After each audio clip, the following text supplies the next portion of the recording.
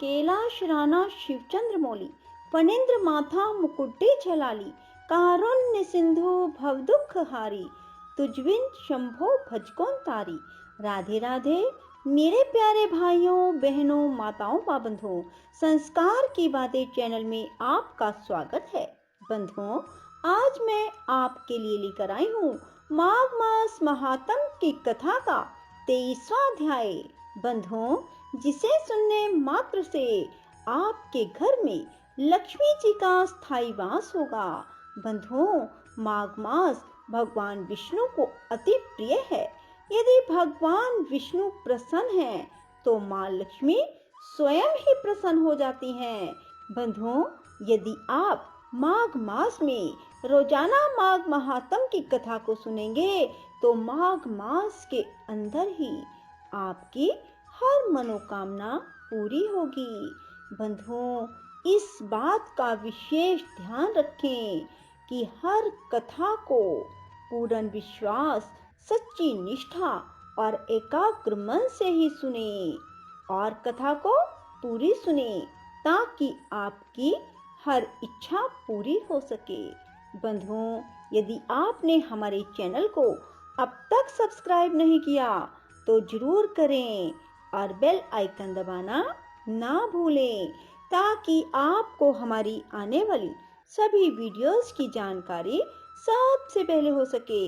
बंधुओं, वीडियो को पूरी सुनने के बाद कमेंट बॉक्स में जय शिव शंकर भोलेनाथ, जय विष्णु भगवान जरूर लिखें। बंधुओं, अब आप सब मेरे साथ मिलकर बोलिए, शिव शंकर भोलेनाथ की जय हो, विष्णु भगवान की जय हो, लक्ष्मी माता की जय हो।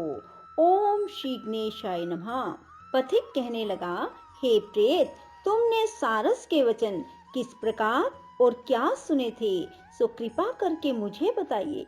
प्रेत कहने लगा, इस वन में कुहरा नाम की नदी पर्वत से निकली है। मैं घूमता घूमता उस नदी के किनारे पहुंचा और थकावट दूर करने के लिए वहां पर ठहर गया।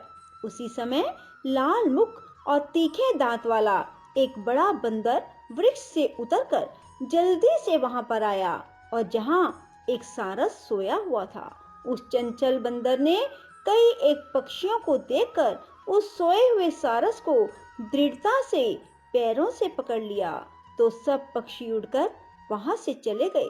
परंतु सारसी भयभीत होकर विलाप करती हुई वहीं पर रुक गई। नींद के दूर होने और भय के नेत्र खोलकर सारस ने बंदर को देखा और मधुर वाणी से कहने लगा, हे बंदर, तुम बिना अपराध मुझको क्यों दुख देते हो? इस संसार में राजा भी केवल अपराधियों को ही दंड देता है। तुम्हारे जैसे श्रेष्ठ प्राणी किसी को पीड़ा नहीं देते। हम अहिंसक और दूसरों के कर्मों को नहीं देखते। जल की काई खाने वाले, आकाश में उड़ने वाले, वन में रहने वाले, अपनी स्त्री से प्रेम करने वाले, दूसरों की स्त्री को त्यागने वाले, दूसरों की बुराई से दूर रहने वाले, चोरी ना करने वाले, बुरों की संगति से वर्जित, किसी को कष्ट ना देने वाले हैं। सो इस प्रकार मुझ निरपराधी को हे बंदर छोड़ दो। मैं तुम्हारे पहले जन्म के वृतांत को जानता हूँ। यह वचन सुनकर वह बंदर उसको छोड़कर दूर बैठ गया और कहने लगा, तुम मेरे पूर्व जन्म के वृतांत को कैसे जानते हो? तुम अज्ञानी पक्षी हो। मैं वन में घूमने वाला हूँ। सारस कहने लगा, मैं अपनी जाति की समृद्धि के बल से तुम्हारे पूर्व जन्म का सब वृतांत जानता हूँ। तुम पूर्व जन्म में विंध्य पर्वत के राजा थे। मैं तुम्हारे कुल का पूज्य पुरोहित था। तुम राजा होकर अपनी प्रजा को पीड़ा दिया करते थे। विवेकहीन, तुमने बहुत सा धन इकट्ठा किया। सो वानर, प्रजा की पीड़न रूपी अग्नि की ज्वाला से तुम पहले ही तप चुके हो। पहले तुम कुंभी पाक नरक में गिराए गए। तुम्हारे शरीर को नरक में 3000 वर्ष बीत गए। फिर नरक से निकलकर बचे हुए पापों के कारण इस बंदर की योनि पाई और मुझको मारना चाहते हो। पूर्व जन्म में तुमने ब्राह्मण के बाग से लूटकर बलपूर्वक फल खाए थे। उसका यह भयंकर फल हुआ कि तुम वानर और वनवासी हुए। प्राणी अवश्यमेव अपने किए हुए कर्मों को भोगता है। इसको देवता भी नहीं हटा सकते। इस प्रकार मैं सारस का जन्म लेकर भी अज्ञान से मोहित नहीं हुआ।